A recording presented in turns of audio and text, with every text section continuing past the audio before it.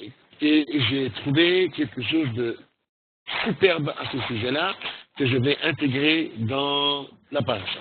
Alors voyons d'abord les thèmes de la paracha, de quoi est-ce qu'on parle, de quoi est-ce qu'on discute, de quoi s'agit-il dans cette. C'est une paracha d'ailleurs extrêmement riche, beaucoup de choses. Tout d'abord, l'introduction de la paracha est mort, c'est le principe de la kurula, le principe de la prêtrise, c'est-à-dire qu'est-ce que représente un Kohen dans le clan d'Israël, quelles sont ses obligations. Alors j'ai vu une excellente élaboration de Rav Samson Ruppel Hirsch, rappelez-vous tout le temps, un géant du siècle dernier d'Allemagne qui a combattu fortement le mouvement de la réforme et qui s'est attaché sur le commentaire de la Torah dans un sefer admirable qui s'appelle Chorer. Et bon, j'ai une traduction succincte de ce sefer en français, et voilà ce qu'il dit. La paracha introduit les devoirs d'un Kohen. La devoir d'un Kohen. Et tout de suite, d'emblée, la paracha nous dit Emor al Kohanim, adresse-toi aux Kohanim, Bnei Aaron. Dis-leur qu'ils ne sont pas n'importe qui. Ce sont les fils d'Aaron. C'est-à-dire que autant Aaron avait une kedusha, avait une sanctification très particulière, autant les Kohanim qui sont descendants d'Aaron, puisque ce sont tous génétiquement les descendants d'une seule personne, étant donné que ce sont des descendants d'Aaron, ils ont la kedusha d'Aaron. C'est d'ailleurs une raison très intéressante lorsqu'un Kohen fait sa birkat Kohanim, lorsqu'il bénit le peuple à la synagogue le jour de Chag, et tous les jours ici en Israël, il dit une bracha qui est un peu particulière parce qu'il dit Asher kiddushanu bikdushato shel Aharon. Le Kohen dit oui, j'ai été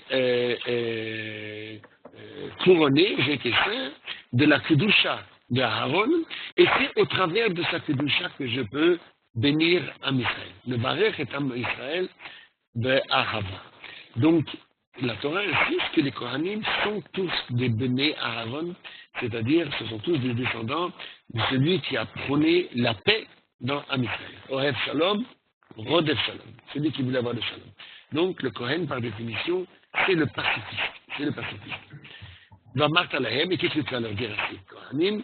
Le Nefesh lo yitama be'amav, un Kohen n'a pas le droit de se rendre impur pour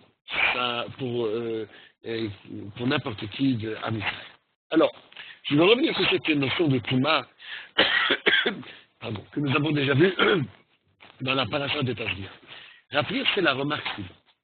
Il dit, quand tu regardes les religions du monde entier, on a toujours associé la fonction de prêtre avec la mort.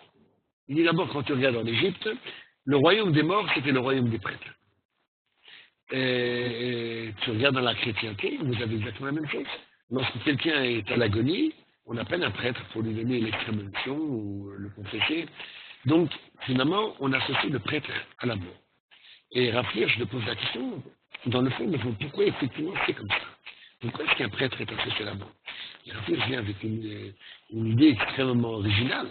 Il dit que, en général, l'humanité, dans sa globalité, n'accepte pas l'interférence de Dieu dans la vie de tous les jours. Il n'accepte pas d'avoir un Hachem qui les contrôle, qui les dirige, qui leur enjoint de faire des mitzvot. L'homme veut être libre. Donc, automatiquement, le royaume divin n'est pas le royaume des vivants. Par contre, une fois qu'on est mort, et qu'on voudrait bien avoir une conscience tranquille et savoir que notre âme, finalement, va être récupérée quelque part de correct, alors à ce moment-là, oui, là, on veut bien laisser intervenir le royaume divin. Donc c'est pour ça qu'il dit qu'en général, les non-juifs, les religions non-juives, ont associé tout le temps le prêtre avec la notion de mort. Chez Am Israël, la Torah a été absolument à l'opposé de cette notion, et bien au contraire,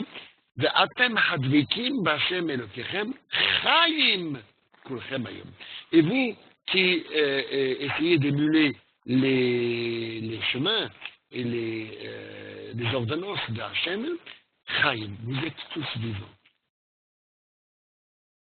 Va'atem tihun li mamlechet kohanim vegoy kadosh. Hachem a béni Am Israël au don de la Torah en disant mamlechet kohanim. Vous êtes tous des prêtres, vous êtes tous élevés au niveau de celui qui sert Dieu, de Goy Kadosh. Et vous êtes donc un Goy Kadosh. Kedusha étant par définition l'antithèse de la Tum'a, l'antithèse de la mort, ça représente la notion de vie. Donc, dans la Torah, le Kohen représente la vie et absolument pas le contraire. Et c'est une des raisons primordiales et fondamentales du Rav Hirsch, pourquoi la Torah interdit à un Kohen d'être en contact avec quoi que ce soit qui peut rappeler la notion de mort. Le Kohen ne peut pas avoir donc une Touma vis-à-vis de qui que ce soit de son peuple. Les Kohanim, vous savez, aujourd'hui ont beaucoup de problèmes à même rentrer dans des hôpitaux, parce qu'en général, les grands hôpitaux ont des morgues, et du moment qu'un niftar, je ne parle d'un niftar juif, se retrouve dans un ohel, c'est-à-dire se retrouve dans une enceinte qui est couverte, qui est recouverte, donc avec un toit, tous ceux qui se trouvent sous ce toit sont contaminés par la Tum'a, donc quelque chose de purement spirituel, philosophique, ce n'est pas une figure physique, c'est une figure vraiment spirituelle, et tous ceux qui sont à l'intérieur de cette enceinte sont contaminés. Donc un Kohen ne peut pas se contaminer, un Kohen ne peut pas rentrer d'ailleurs dans un cimetière, et si déjà on organise quelque chose pour que les Kohanim puissent à leur tour honorer leurs parents, on va tout de suite revenir à ce sujet-là, ils doivent obligatoirement être dans un chemin qui est distant de 4 coudées, c'est-à-dire à peu près 2,5 mètres d'un côté, 2,5 mètres de l'autre côté. Il faut donc qu'il n'y ait rien dans l'environnement du Kohen, tout autour de lui, dans un cercle tout autour de lui, qui est à l'intérieur des 2,5 mètres. Donc le Kohen doit être absolument loin. Par contre, la Torah dit, un Kohen a l'obligation, pour ceux qui représentent les parents proches au premier degré, c'est-à-dire le père, la mère, le frère, la sœur, le fils, la fille. Si un de ces parents malheureusement décède, le Kohen a l'autorisation de devoir être en contact avec le corps et de s'occuper de la sépulture et d'enterrer ce niftar. Donc, la Torah simplement restreint les capacités du Kohen d'être en contact avec la mort uniquement pour ses parents proches. Par contre, la Torah dit tout de suite que lorsqu'il s'agit du Kohen Gadol, celui qui se retrouve donc au-dessus, qui a été nommé donc au-dessus des autres Kohanim, vers Kohen Hagadol Me'echav, celui qui aura été choisi comme le Kohen Gadol, le Kohen Gadol représentant la nation d'Am Israël. Rav Hirsch dit Am Israël Chai, Netzach Israël Lo Yishaker. On ne peut pas nier la perdurance et la survie de Am Israël au travers de toutes les générations, puisque le Kohen Gadol représente la notion de la nation d'Israël. Automatiquement, le Kohen Gadol ne peut pas se rendre impur pour qui que ce soit de Am Israël, ni pour son père, ni pour sa mère, ni pour son frère, ni pour sa sœur, ni même pas pour son épouse, et ni pour son fils et sa fille. Parce que le Kohen Gadol a justement une fonction globale, nationale sur Am Israël, et non pas une fonction individuelle. Et c'est pour ça qu'il ne peut pas le faire. D'ailleurs, la paracha dans Shmini, il y a juste avant qu'on a lu avant Pessah, c'est pas dans Shmini, nous a mentionné la triste tragédie du décès des 2 enfants d'Aaron, et Aaron n'a même pas pu s'occuper de ses 2 fils. Il a fallu faire intervenir les cousins Elitzaphan et Michaël pour qu'eux puissent dégager les corps qui étaient malheureusement intérieurement calcinés dans le code de Shakodashim et les faire sortir de là-bas. Vayi Dom Aaron. Aaron est resté silencieux et a accepté le décret divin avec stoïcisme. Donc, le Kohen Gadol, lui, ne peut pas. Par contre, et ça c'est vraiment très intéressant, la Torah fait une exception. Elle fait une exception qui montre vraiment la générosité de la Torah vis-à-vis de chaque âme d'Israël. Étant donné que le Kohen Gadol représente la nation d'Israël et s'identifie avec le peuple en général, puisqu'il c'est lui qui défend l'honneur du peuple le jour du Kippour, c'est lui qui rentre à l'intérieur du Kodesh HaKodashim. La Torah est Machadesh que si on trouve dans un champ un corps, un cadavre, et il n'y a personne pour s'en occuper parce que le type est inconnu. On ne sait pas d'où est-ce qu'il vient, on ne sait pas où est-ce qu'il va, il n'a pas de relation, il n'a pas d'amis, il n'a pas de famille, il n'a personne. C'est ce qu'on appelle en hébreu un mec mitzvah. Donc quelqu'un qui est un cadavre, mais un cadavre qui demande au premier venu, occupe-toi de moi, parce que je ne peux pas, il ne veut plus s'occuper de lui-même. Le Kohen Gadol, non seulement a le droit de s'occuper, mais a le devoir. Yes, but I'm in the middle of it. Leave me just one portion and you can bring that. Excusez-moi. A le devoir de s'occuper de ce métier. C'est très intéressant. Donc, tout simplement, la Torah nous montre ici comment elle est humaniste, c'est-à-dire que le Kohen Gadol a une certaine éthique, une certaine morale dans sa fonction de prêtrise dans le Beit HaMikdash. Par contre, il n'est pas maître de sa position. Il est asservi à sa position. Et dans sa position exigeant une certaine discipline, il se plie à la discipline. Au moment donné où quelqu'un d'Am Israël se retrouve en position de besoin, de demande, et n'a personne pour s'occuper de lui, alors là, le Kohen Gadol représente à la nation de s'occuper de ce cadavre, parce que justement, c'est quelqu'un qui n'a pas d'identité propre, c'est un membre simplement de la nation.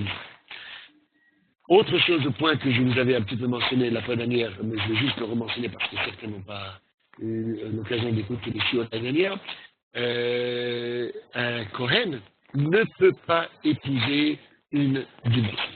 Ne peut pas épouser une divorcée, et le Kohen Gadol ne peut même pas épouser non plus une veuve. Et les commentateurs posent la question, pourquoi justement une veuve ou une divorcée?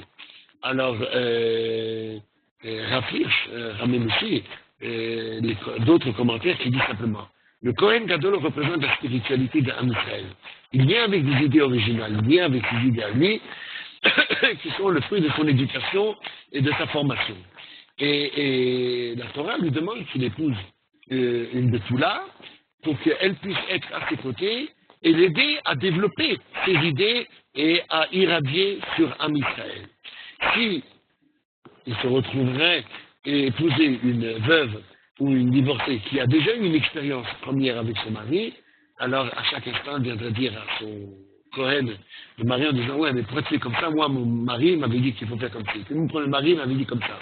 Et à chaque fois elle va le bombarder en lui annonçant ce que son premier mari avait fait. Et ça peut perturber un tout petit peu le sens du Kohen Gadol qui doit venir avec ses idées originales, sa jeunesse, sa fraîcheur, et ses idées, un peu comment diriger Am Israël. Les rois, c'était la même chose. Les rois aussi devaient venir un petit peu avec leur propre initiative. Et c'est pour ça que le Kohen n'a pas le droit d'épouser une divorcée, et le Kohen Gadol, on lui rajoute supplémentairement également une veuve. Seulement une Betula dans Am Israël. Maintenant, je vous avais raconté la fois dernière, je ne vais pas rentrer trop dedans, mais je vais juste vous mentionner une anecdote extrêmement intéressante du Khatam Sofer. Le Khatam Sofer, qui est donc un des grands possèques de Presbourg, de Bratislava, du début du 19e siècle, 1800 et quelques. Et voilà que le Khatam Sofer écrit dans ses tchuvot, il écrit l'histoire d'un personnage haut placé dans, je ne sais plus comment est-ce qu'on appelle ça, à Venise, dans le grand diocèse là-bas, enfin pas diocèse, dans le grand directorat, disons comme ça, de Venise, et c'était un juif, et c'est un Kohen. Et il s'est amouraché d'une femme de haute condition, mais qui venait de divorcer, qui venait d'exiger le divorce de son mari. Et elle a balancé son mari, et ce Kohen a voulu maintenant l'épouser. Évidemment, le rabbinat de Venise l'a refusé, et Khatam Sofer raconte d'une manière très intéressante que cette personne est allée d'autorité en autorité dans divers pays d'Europe. L'Europe n'existait pas encore à ce moment-là, mais dans divers pays, pour essayer d'imposer à ce que l'autorité locale, donc le roi ou le prince ou le comte de là où il est allé, puissent utiliser de leur autorité hiérarchique pour demander à ce que les rabbinats de Venise puissent les marier. Lui voulait à tout prix se marier avec, lui c'était un Kohen, et elle était une divorcée. Et ces pérégrinations l'ont fait arriver à Vienne. Il est arrivé à Vienne et s'est présenté devant la cour de l'empereur à Vienne, qui était le père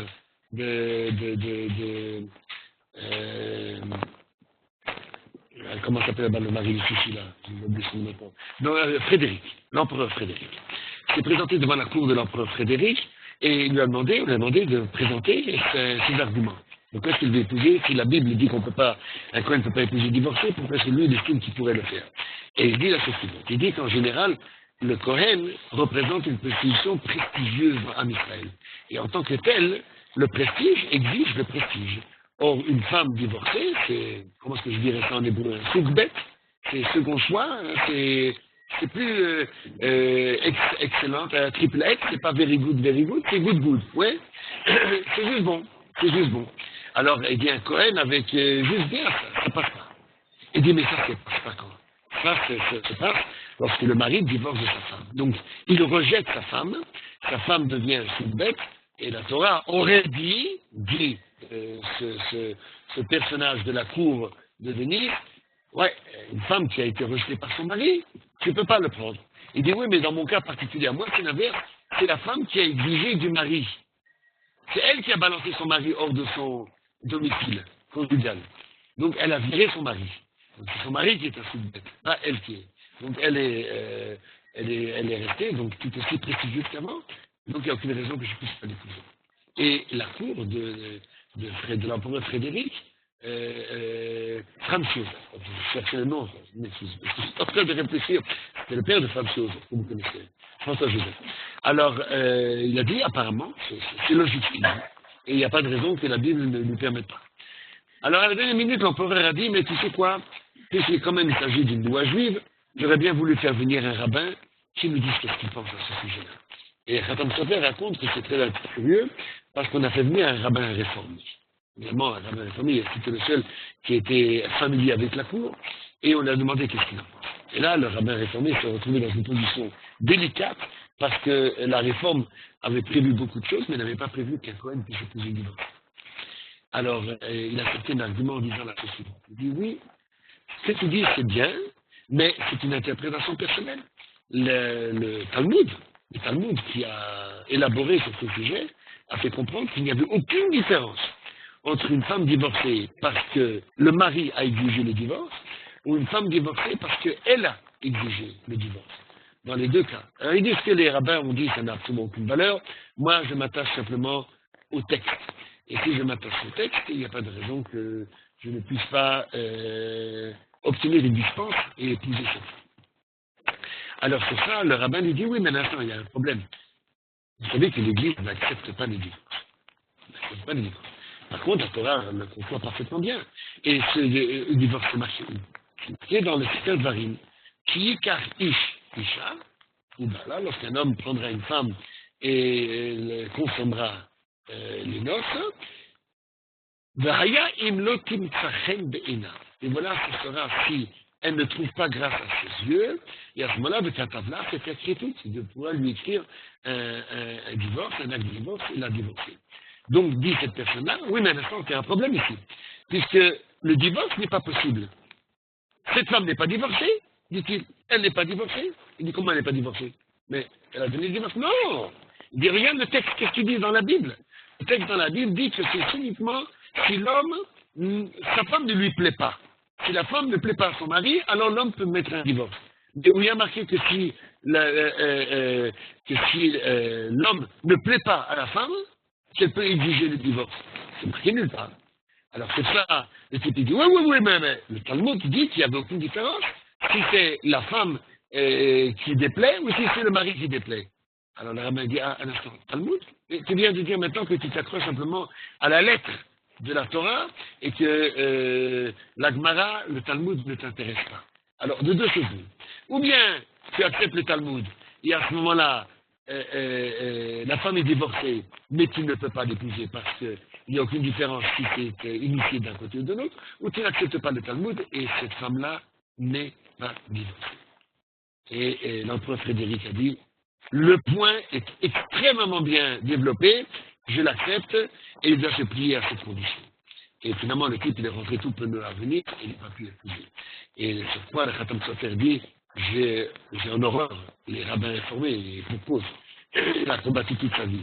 Il dit, mais si ce rabbin réformé avait mérité de vivre dans ce monde uniquement pour pouvoir, en public, empêcher qu'une une infraction à la Torah ait lieu, peut-être que sa vie avait quelque part un petit mérite. Bon, ça c'est simplement pour vous expliquer pourquoi est-ce que la Torah exige d'un Kohen d'épouser simplement une femme qui soit apte pour lui, pour qu'elle puisse le seconder dans ses fonctions de Kohen.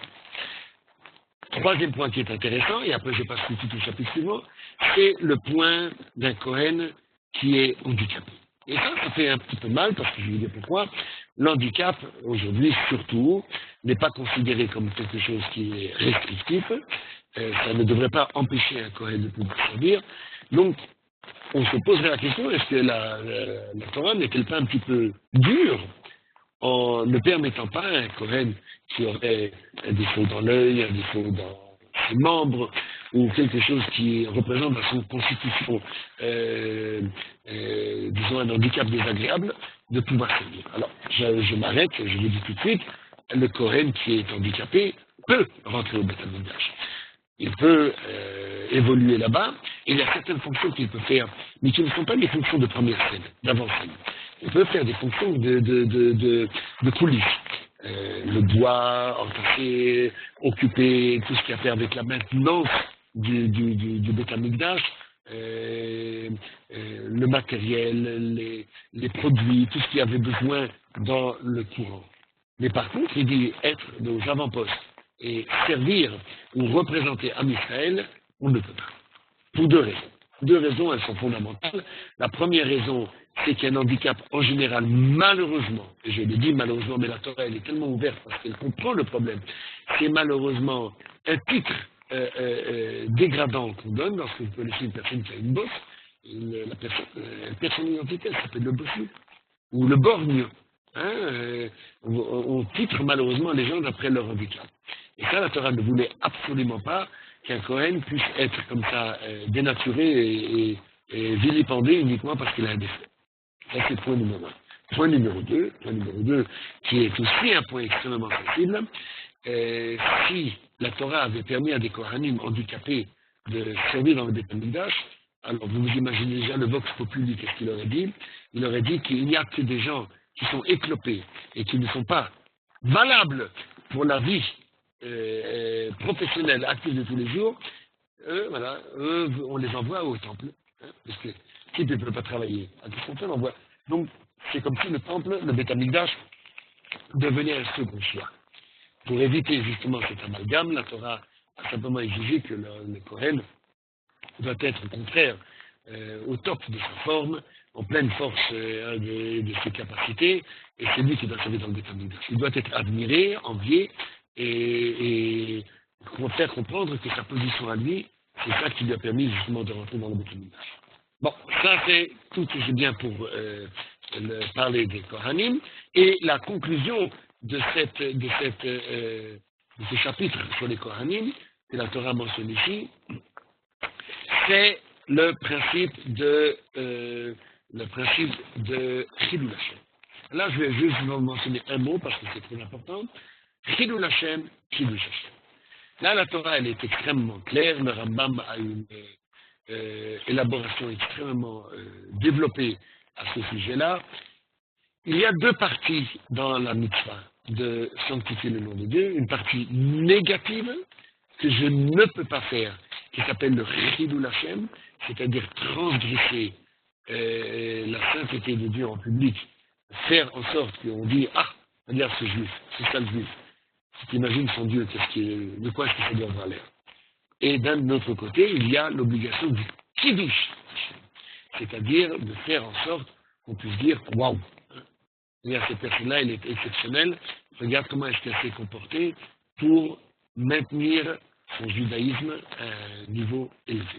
Donc cette personne représente l'apanage, disons, le summum de ce qu'on pourrait exiger d'un être humain dans ce monde-là. La Gemara et le Rambam reprend d'ailleurs un exemple extrêmement intéressant de ce qui représente Chilul Hashem, c'est-à-dire transgresser le nom divin. Il dit que quand tu as un Talmid Chacham, un Rav, qui abuse de sa position rabbinique pour pouvoir acheter dans le commerce à crédit, ne pas payer ses dettes, en disant, je suis votre rabbin, vous pouvez faire un petit effort, une obole, et vends-moi à crédit, je te paierai. La Gemara dit que c'est un Chilul Hashem. Chilul Hashem. Donc, il y a quelqu'un qui porte les téfilines et qui se promène dans la rue et qui continue son travail, ou bien qui se comporte d'une manière extrêmement basse, extrêmement, disons, qui porte préjudice à sa position, ça s'appelle un Chilul Hashem. La Torah, donc, s'érige contre ça. Par contre, la Torah exige le Kiddush Hashem.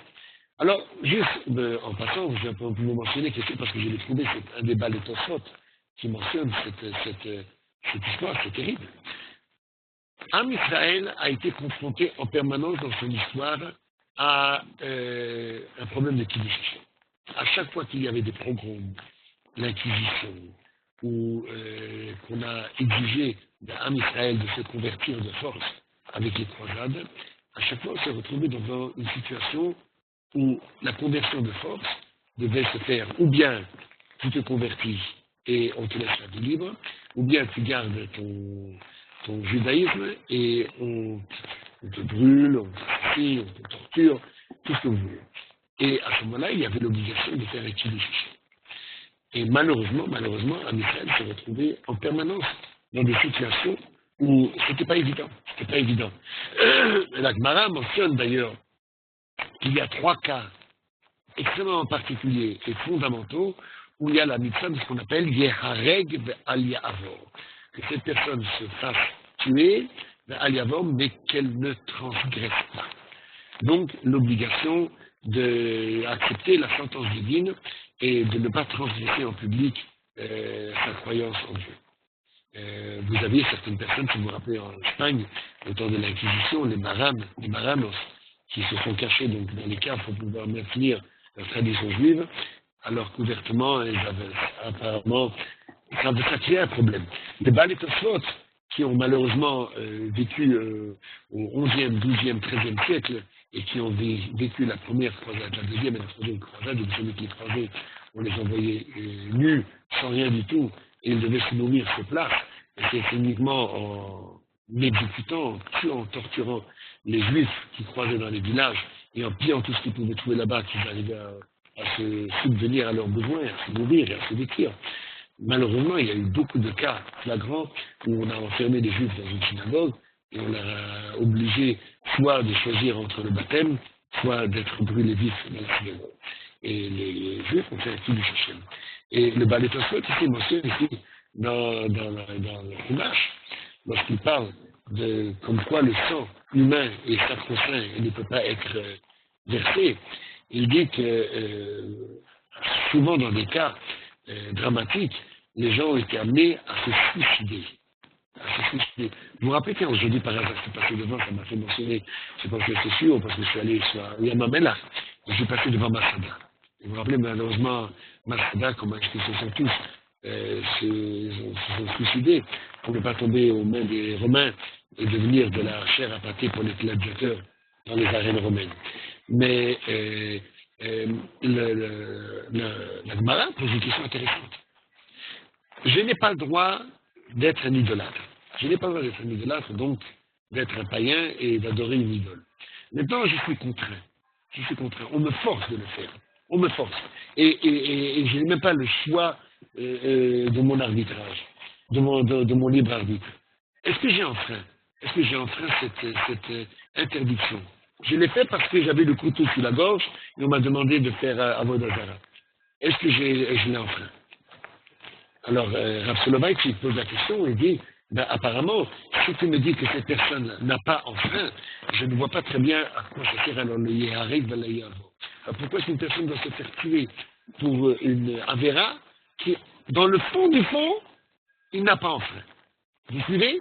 Si je suis, sous une manière coercitive, obligé de faire quelque chose contre ma volonté, et que tu me dis que dans le fond du fond, je n'ai pas enfreint l'interdiction de la Torah, alors pourquoi est-ce que ai-je le devoir d'être Yehari Valiavor, c'est-à-dire de me sacrifier malgré tout et de faire un Kiddush Hashem?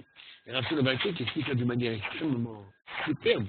Il dit que comment se fait-il qu'Hachem a donné la Torah au Har Sinaï, alors qu'il savait pertinemment bien que les tables de la loi, les Luchot Abrit, que Moshe Rabbeinu va descendre, il va prendre dans sa main, il va les briser. Il va les briser. Par contre, lorsque Moshe Rabbeinu a reçu l'autorisation de réécrire Rosh Chodesh Elul, le deuxième set des tables de la loi, des Luchot Abrit, et qu'il les a descendus 40 jours plus tard, c'est-à-dire le jour de Kippour, il les a donnés d'une manière super discrète à Am Israël, et ces tables de la loi ont perduré, elles ont survécu. Donc finalement, qu'est-ce que je vois? Les premières qui ont été données dans la grande pompe, celles-là ont été détruites, et les deuxièmes qui ont été données dans la toute grande discrétion, celles-là, elles ont survécu. Est-ce que ça n'aurait pas été justement une raison supplémentaire pour les donner directement les premières, discrètement? Pourquoi est-ce qu'il fallait faire cette pompe? Puisque Hachem savait que finalement, ça coûterait la survie de ces tables de la loi et qu'elles seraient en fin de compte brisées. Et sur ça, Rav Soloveitchik dit quelque chose de sublime. Écoutez-moi bien. Il dit que quand je regarde l'histoire d'Am Israël, je vois Avraham Avinu. Avraham Avinu avait un prestige incroyable dans la Torah.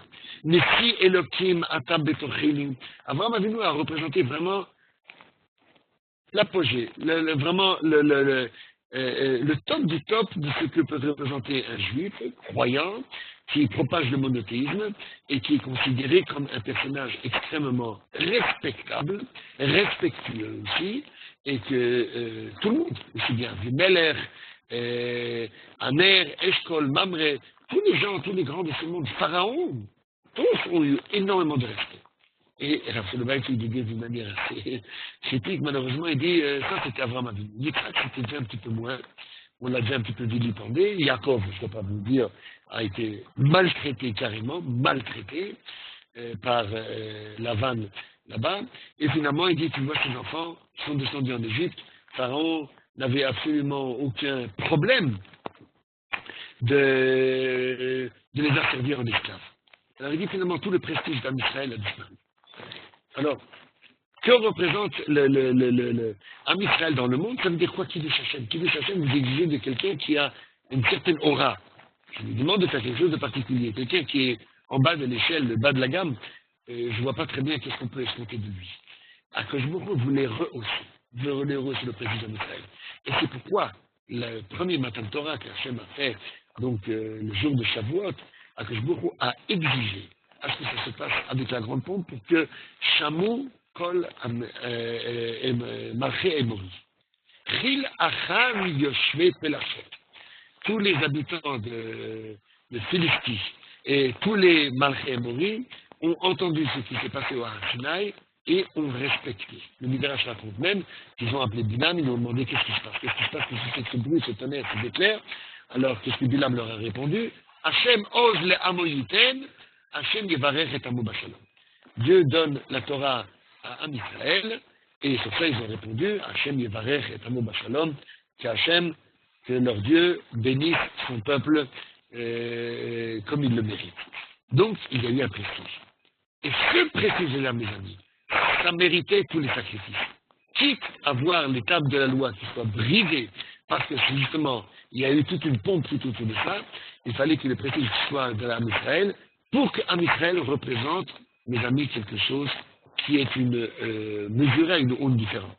Je ne sais pas si vous avez vu dernièrement un article qui est sorti en France, dans un des médias, j'ai oublié le nom du média, avec une interview. On avait posé la question, pourquoi est-ce que les Français jugent-ils, surtout l'AFP, jugent-ils Israël avec une mesure différente qu'on juge les autres? Vous avez en Syrie Assad qui massacre, qui avec même des camps de réfugiés palestiniens chimiques et tout. Ça ne dérange absolument personne. Par contre, Gaza, on va faire maintenant ici à l'arrêt, et Human Rights en train de critiquer Israël. Même maintenant, je ne sais pas, vous avez vu Israël qui est allé au Népal? On l'a critiqué d'aller sauver là-bas au Népal, au lieu de sauver des pauvres Palestiniens de Gaza. Et on a posé à cette personne, c'est un homme politique, mais pourquoi vous jugez comme ça? Pourquoi est-ce que partout c'est toléré, il n'y a pas de problème, et Israël fait la moindre chose et vous lui tombez dessus vraiment comme une brebis galeuse, comme la peste sur le monde? Alors le type, il a répondu, il dit, vous savez, parce qu'on exige d'Israël mieux que les autres. Ils ont une éducation différente, ils ont une éthique différente, ils ont une discipline différente, et probablement que, étant donné que vous prétendez être plus élevé que les autres, eh bien, on exige de vous plus que ce qu'on exige des autres. Et c'est pour ça que Am Israël est jugé différemment. D'où ça sort qu'Israël a une aura différente. Parce qu'Israël est le détenteur de la Torah. Et parce que la Torah a été donnée avec une telle pompe, pour que, une fois pour toutes, le prestige de la Bible et de la Torah dans les nations du monde entier soit incrusté, soit ancré. Et c'est pour ça que donc vous avez ce principe de Kiddush Hashem de Tribachem. Bon, je veux, je ne sais pas si Freddy m'a dit, Freddy, c'est 45 minutes, 50 minutes, qu'est-ce qu'on fait? Oui, quelque chose dans ces zones-là. Dans ces zones-là. Dans ces zones-là. Alors, je me permets de faire la remarque. Tu dis que l'AFP est critique, mais la critique vient de nous-mêmes, ok? Breaking the silence. Tu as entendu le rapport, ok? Breaking the silence a dit que les soldats israéliens ont tiré au pigeon les pauvres Gazaouis, ok? Et ça a été repris dans tous les médias. Flamands, français, gauche, droite, en haut, en bas. Mais d'où vient cette information? C'est de nous. Alors, il ne faut pas en vouloir aux autres. J'ouvre une parenthèse, ça ne fait pas partie du shiur, mais j'ouvre la parenthèse et je la refais tout de suite. D'abord, tous les témoignages là-bas sont anonymes. Tous les témoignages sont anonymes, il n'y a pas un seul nom. Donc, tu peux inventer n'importe quoi, tu peux dire qui Y, Z a dit ça. Justement. Le plus important, qui a financé ce rapport-là de 275 pages, c'est l'autorité palestinienne. Oui, ok, alors il faut... Et tu vois que le monde entier l'a repris directement, quand on a découvert les bombes dans les bâtiments de l'UNRWA à Gaza. On n'en a pas parlé. Pourquoi? Parce qu'une bombe dans une école à Gaza, c'est tout à fait normal. Mais par contre, Israël, bien que ce soit encore anonyme, moi je prends ça au contraire dans le sens inverse. Regarde comment est-ce que le monde entier estime Israël à une mesure bien plus élevée pour que quand il y a un rapport douteux, nul, vraiment sans aucune base, et on crache sur Israël, le monde entier crie à rouge sur le modèle. Oui, mais c'est une ONG israélienne. C'est une ONG israélienne, Breaking the Silence. Ok. Ah, mais tu sais qu'il y a beaucoup de gens en Israël qui sont des antisémites parce qu'ils ont la haine. Oui, ok, mais alors il ne faut pas vouloir aux autres. Je pense que Freud pourrait avoir un développement extrêmement intéressant. Absolument. Qui ont la haine de soi-même, Absolument. Qui sont capables de se torturer et de se lacérer eux-mêmes parce qu'ils ne s'aiment pas. Et c'est tout. Et voilà. automatiquement, on fait du tort aux autres. Bon, mais pour montrer ce que ça représente l'utilisation. Maintenant, je voudrais juste au moins conclure le shiur avec la plus grande partie de la paracha qui représente la partie des Moadim. Alors, je vous ai dit, la partie des Moadim, la Torah va nous mentionner ici quelles sont les fêtes qui vont traverser le Loir juif. Et la Torah va nous mentionner Pessah, et va nous mentionner Shavuot, et entre les deux, va nous mentionner Sfirat HaOmer. Donc, je vais revenir rapidement sur ce Sfirat HaOmer. Donc, ce décompte de 49 jours qui sépare Pessah de Shavuot. Ensuite, la Torah va nous mentionner Shavuot, et en mentionnant Shavuot, elle va tout de suite nous mentionner qu'il y a une mitzvah de récolter, c'est parce que c'est le Chag HaKatir, de récolter dans son champ ce qui a poussé, et ne pas oublier les pauvres, ne pas oublier le coin PA, ne pas oublier l'équette, ce qui est tombé par terre et que je ne ramasse pas parce que je laisse glaner les pauvres derrière moi, et ce qui s'appelle shikra, c'est-à-dire les bottes que vous avez joliment liées et préparées, et en les ramassant, vous en avez oublié une derrière vous, vous ne retournez pas, vous la laissez. Et après, la Torah nous mentionne Shavuot, en plus vite, elle nous mentionne Rosh Hashanah, elle nous mentionne Kippour, et elle nous mentionne Sukkot. Ce qui est intéressant, tout à fait entre parenthèses, c'est qu'une fois qu'on a terminé la paracha de Sukkot, donc la paracha des Moadim, chaque Chag, on lit une portion de la parasha de cette semaine, vous avez un chapitre intéressant qui a l'air d'être un petit peu out of context, et qui est ici la parasha de la menorah. La Torah nous dit, une fois que tu as terminé ça, Vaïda Moshe et Moed Hashem el Ben Israël, ça va Ben Israël, Vikru el Hashem el Vaïda. Que la menorah soit tout le temps illuminée, éclairée dans le Beth Amikdash. Qu'est-ce que la mitzvah de la menorah fait ici? Elle a déjà été donnée. Et sur ça, les commentaires, on l'a vu facile, en disant simplement, mais Rabbi Israël. Une fois que Sukkot est terminé, il y a encore une fête qui se présente après. Ah oui, qu'est-ce qu'il fait comme fête après du Sukkot? Hanouka. Alors, d'où est-ce que je sais que Hanouka, quelque part, a une base dans la Torah? Tout simplement, étant donné que la Torah s'est terminée avec la fête du Sukkot, et tout de suite après nous mentionne la mitzvah de la menorah, le Ramban Nachmanide dit tout de suite sur place que la mitzvah de la menorah était une mitzvah éternelle. La Torah nous dit, rappelez-vous qu'est-ce que c'est marqué, Lifnei Hashem Tamid, et la Torah répète de nouveau, à la menorah Torah, Yaror et Anerot Lifnei Hashem Tamid. Je veux que cette menorah brûle constamment, en permanence, d'une manière constante. Et sur ça, le Ramban dit constante, mais si je comprends bien, la menorah fait partie intégrante du Beth Amikdash. Il y a un Beth Amikdash, il y a une menorah, il n'y a pas de Beth Amikdash, il n'y a pas de menorah. Et sur ça, le Ramban dit, car Moshe Rabbeinu a dit à Aaron, ta mitzvah à toi d'allumer la menorah, ce n'est pas une mitzvah temporelle, mais c'est une mitzvah qui va passer, qui va transcender le temps. Puisque tu auras la mitzvah de Hanouka, dans laquelle on allume la fameuse menorah qui était dans le Beth Amikdash. Elle a simplement 8 branches au lieu d'en avoir 7, et encore, c'est un mazel, c'est le chef de 8 jours, parce que vous savez que Minadim, on n'a pas le droit de recopier les kélim du Beth Amikdash. Et si la menorah dans le Beth Amikdash a 7 branches, vous n'avez pas le droit d'avoir à la maison une menorah de 7 branches, comme la forme qu'il y a dans le Beth Amikdash. Donc je ne peux pas avoir une menorah à 7 branches, donc le neige de Hanouka qui avait 8 jours, c'était excellent. Mais c'est intéressant que la Torah a directement enclenché la mitzvah de la menorah après Sukkot. Et le dernier thème de la paracha que je ne vais pas malheureusement pouvoir parler, c'est l'histoire d'un demi-juif. Donc un juif parce que sa mère était juive, son père était un Égyptien, et voilà qu'il s'est mis à calomnier Dieu en public, il a blasphémé, et en blasphémant, donc il a évidemment enfreint le lave de Chilul Hashem, et malheureusement il a été exécuté pour avoir justement créé la résine. Il y a un chapitre très intéressant sur ce sujet-là. Quel était le but, qu'est-ce qu'il recherchait et le pourquoi. Je ne peux pas vous en parler, mais peut-être la semaine prochaine, je vais recommencer le sujet en parlant un tout petit peu de ce sujet. Mais ce que je voulais simplement vous parler, parce que c'est important, puisque je ne sais pas si vous avez l'occasion ici d'entendre, mais il y a déjà les grands feux qui sont déjà ici allumés pour l'Akba Omer et Bar Yochai. Alors, un mot, simplement je vous ajoute un mot. Tout le monde, on parle 200, 300, 400 000 personnes à Méron ce soir et demain sur le kever de Bar Yochai. Bar Yochai. Et pourquoi?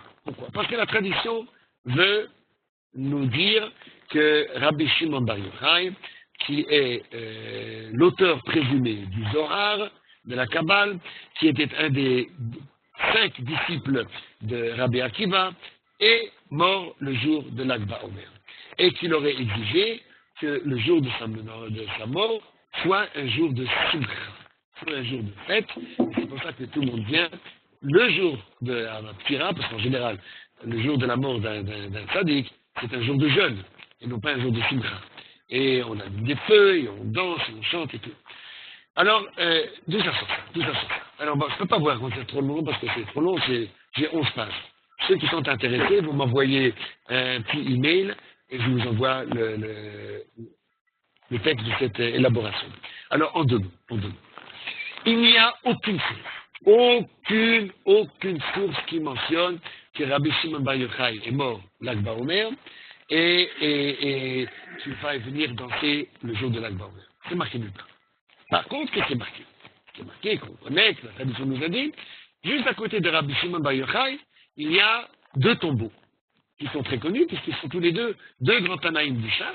Un s'appelle Hillel et l'autre s'appelle Shammai. Hillel et Shammai, Beth Hillel et Beth Shammai, tout le monde connaît. Or, ces Hillel et Shammai, eux sont Niftarim, ils sont morts Pesach Sheni. Le deuxième, le Pessah Sheni qu'on fête maintenant dans le mois d'Iyar, cette année c'était dimanche. Donc les gens venaient en pèlerinage sur le tombeau de Hillel et de Shammai, et comme Rabbi Shimon Bar Yochai était justement à côté, on se transférait après 1 ou 2 jours, on allait sur le tombeau de Rabbi Shimon Bar Yochai. Et on raconte que l'Arizal est allé avec ses enfants et avec sa famille, il est allé Lag BaOmer sur le tombeau de Rabbi Shimon Bar Yochai. Mais il n'y a pas marqué nulle part que Rabbi Shimon Bar Yochai est mort, Lag BaOmer. C'est pas marqué. Par contre, qu'est-ce qu'il y a marqué? Il y a marqué que Rabbi Shimon Bar Yochai change de route. En un mot, pourquoi est-ce que c'est difficile de dire qu'il est mort Lag BaOmer? Rappelez-vous, pourquoi est-ce que Sirata Omer, la période qui sépare Pessah du 33 jours de Omer, est une période triste? Vous vous rappelez pourquoi? Parce qu'on raconte que tous les élèves de Rabbi Akiva, il en avait 24 000, sont malheureusement morts. Vous savez pourquoi est-ce qu'ils sont morts? Vous vous rappelez, on n'avait pas des années dernières pourquoi est-ce qu'ils sont morts. Il y a une théorie extrêmement intéressante, encore qu'elle n'est pas reprise par les autorités rabbiniques, parce qu'elle n'était pas aussi plaisante que ça. Et comment se fait-il qu'ils sont morts? Je ne dis pas que Rabbi Akiva n'était pas capable d'éduquer ses disciples pour qu'ils soient selon Hagou Kavod, qu'ils étaient, disons, assez négatifs les uns vis-à-vis des autres, et que c'est pour ça qu'ils seraient morts. Une théorie toute simple voudrait dire simplement que, malheureusement, vous savez que Rabbi Akiva était un adepte de Bar Korba. Bar Korba, celui qu'on a pensé qu'il était le premier Messie, le premier Mashiach, et qui a été un leader dans la révolution contre la révolte contre Rome. Donc ils se sont mis là-bas, ils se sont enfermés à Bétar. Et il y a eu une révolte. Et Rabbi Akiva était convaincu que Bar Korba était le Mashiach. Il a mis tout son effort dedans pour essayer de le soutenir et de lui donner un petit peu du prestige. Et la plupart des Talmidim de Rabbi Akiva sont retrouvés là-bas à Bétar. Évidemment, malheureusement, vous savez que la révolte a mal tourné. Bar Korba est devenu un rebelle, il a rejeté Dieu, et il a essayé de chercher de l'aide vis-à-vis de l'extérieur. Rabbi Akiva était sidéré, il pensait que c'était le Mashiach. Et finalement, tous les gens de Bétar, vous savez, ont été malheureusement massacrés. Et parmi ce massacre, la plus grande majorité des Talmidim de Rabbi Akiva étaient à l'intérieur. Donc cette théorie voudrait faire comprendre simplement comment se fait-il qu'à l'intérieur de cette période, vous aviez les Talmidim de Rabbi Akiva qui sont morts, simplement parce que Rabbi Akiva était un adepte de Bar Korba et pensait que le Mashiach était là, et probablement qu'une grande partie de ces Talmidim étaient là-bas sur place. Mais ce que je veux dire simplement, c'est que si les Talmidim de Rabbi Akiva sont morts entre Pessah et Lag BaOmer, comment se fait-il que Rabbi Shimon Bar Yochai, qui était son Talmid, n'est pas mort? Donc, apparemment, Rabbi Shimon Bar Yochai n'est pas mort, Lag BaOmer. D'accord? Et c'est effectivement, Rabbi Akiva a repris Rabbi Yehuda Bar Ilai, Rabbi Shimon, Rabbi Meir, Rabbi Yossi, et Rabbi Shimon, quand on parle de Rabbi Shimon dans la Gemara, c'est tout le temps Rabbi Shimon Bar Yochai. Vous sachiez. Et il a repris ces 5 Talmidim et il a reconstruit la Torah en Israël. Donc finalement, Bar Yochai, ce n'est pas dit qu'il est mort le Lag BaOmer. Alors, d'où ça sort ça? Alors, le mot de la fin. D'où ça sort? Simplement parce que c'est marqué que Rabbi Shimon Bar Yochai a entendu il savait que Lag BaOmer était un jour faste. D'où ça sort ça? C'est un Zohar. La quantité de jours qu'il y a dans le Homer, qui est 49 jours, si je retire Pessah, les 7 jours de fête, si je retire Shavuot, un jour de fête, je retire les Shabbats, je retire Rosh Chodesh, il ne me reste plus que 33 jours de tristesse. Rabbi Isai, il me reste simplement 33 jours de tristesse. Je n'ai pas dit que ça tombe le 33e jour, 33 jours de tristesse. Et c'est de là qu'est sorti le minag, que de Pessah jusqu'à Lag BaOmer, c'est un jour triste. Et Rabbi Shimon Bar Yochai aurait entendu que quelqu'un qui disait tous les jours qui pleurait la destruction du temple, a dit la tefila de Nachem. Nachem, qu'on dit Tisha B'Av, où on se lamente sur la destruction du temple. Et Bar Yochai a entendu que, Rabbi Shimon Bar Yochai a entendu que ces personnes-là, le jour de Lag BaOmer, il a dit Beyom Samach Rabbi Shimon Bar Yochai. Mes amis, écoutez-moi bien. Dans les premiers manuscrits qu'on a retrouvés en 1710-1720, c'était marqué que Rabbi Shimon Bar Yochai aurait demandé, c'est encore au temps de Arizal aussi, Beyom Samach Rabbi Shimon Bar Yochai. Le jour où Rabbi Shimon Bar Yochai s'est réjoui parce que la Makkah des Talmidim de Rabbi Akiva s'était arrêté, il a demandé que ce jour-là soit un jour de fête. Rabbi Samach en hébreu s'écrit Shin, même Chet. Et le Chet, vous savez, c'est un petit peu comme un U renversé. Maintenant, si au bout de ce U, le calligraphe ou le scribe fait une erreur et rajoute une petite queue à ce Chet, qu'est-ce que vous avez? De Yom Shemet Bar Yochai. Et vous imaginez que toute la tradition que Rabbi Shimon Bar Yochai serait mort Lag BaOmer vient simplement d'une erreur de calligraphie, ou c'est particulièrement où c'était intentionnel, et que le Harizal, dans les Kavanot du Harizal, et ça a été repris par son élève Rabbi Chaim Vital, aurait dit « Ah, on a vu que c'est marqué Beyom Shemet Rabbi Shimon Bar Yochai ». Et c'est de là que c'est sorti tout. Bon, mes amis, Odeyot, Odenaim, c'est pas important. C'est un petit peu comme les Kitniot Pesach. Le Khatam Sofer dit que ça soit justifié que les Ashkenazim ne mangent pas des Kitniot. Finalement, ça a été instauré comme un minag. Et si c'est instauré comme un minag Israël, din. C'est devenu comme un din. Eh bien, puisque Am Israël a accepté ce soir de dire que Rabbi Shimon Bar Yochai est niftar le jour de Lag BaOmer, et qu'on va tous sur son tombeau, sur son kever, pour prier et pour demander à Kadosh Baruch Hu qu'il intervienne pour le bien d'Am Israël, qu'est-ce qu'on peut demander de plus? Alors tant mieux, alors tout le monde est là, le populo il est là, chacun se réjouit, les barbecues ils sont déjà prêts, et finalement c'est une fête populaire. C'est une fête populaire qui est peut-être unie à Israël sous un seul drapeau. Et je pense que c'est peut-être quelque chose de très positif. Si on peut déjà avoir un Ardout à Israël, même sur une erreur de calligraphie, pourquoi pas?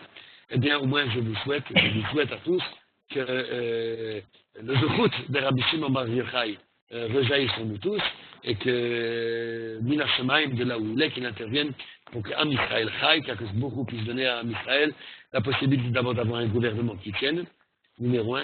Numéro 2, d'avoir une aura peut-être un peu plus positive dans le monde entier. Et numéro 3, de ne pas avoir autant d'ennemis autour de soi. Et comme on en a aujourd'hui, il n'y a pas un seul pays qui aujourd'hui est un ami d'Am Israël. Peut-être les Indes, je sais pas, peut-être. Mais la France, pas grand-chose, il ne faut pas s'attendre à grand-chose. L'Amérique, c'est sûrement plus. Alors, et la Nulisaen, et là, à la vie de Sébastien. Je vous remercie tous de votre attention. Je vous souhaite une excellente soirée. Je reçois de nouveau la bienvenue. On a ici un certain Bernard qui est venu nous rejoindre. Eh bien, je vous souhaite tous la bienvenue. Et je répète simplement ce que l'organisateur de ce shiur de ce soir, à qui on lui doit tout, la famille speaker, père et fils, de dire simplement que ce shiur, mes amis, c'est un shiur impératif. Je vous dis tout de suite. Il ne s'agit pas de dormir dans son canapé et d'écouter et de somnoler, il s'agit d'intervenir. Donc, chacun qui a quelque chose à dire, vous êtes les bienvenus, vous intervenez, vous dites quelque chose, vous passez au centre de l'écran et on vous écoute. Donc, bon, aujourd'hui c'était un essai. La fois prochaine, je céderai la parole à celui qui veut bien la prendre. Je vous souhaite une bonne soirée. De Lag BaOmer. Et Blineder, on se retrouve la semaine prochaine à 7h10. Chag Sameach, merci Jécha, thank you. Merci beaucoup. Merci beaucoup. Merci beaucoup, monsieur David Rovia, pour ces brillants enseignements sur. On a pu voir les Kohanim, on a pu parler des fêtes, de Lag BaOmer, de l'actualité. Merci vraiment beaucoup. Merci à tous les auditeurs. Vous avez été déjà des auditeurs très actifs, vous avez participé. Et j'espère également que la semaine prochaine, on pourra encore plus participer. Lag BaOmer Sameach à vous tous. Et si vous avez apprécié, faites passer autour de vous, dites-le à votre famille, à vos amis, pour qu'on puisse faire grandir ce shiur. Et Lag BaOmer Sameach, rendez-vous la semaine prochaine. Merci beaucoup. Ok, à la semaine prochaine. Comme tout. Chag Sameach. Salut Doron. Salut.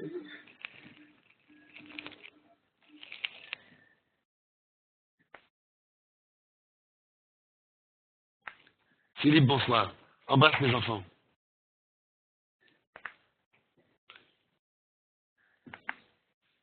Ay la la la la la la la la Mario Chaim Atawagecho Isarecho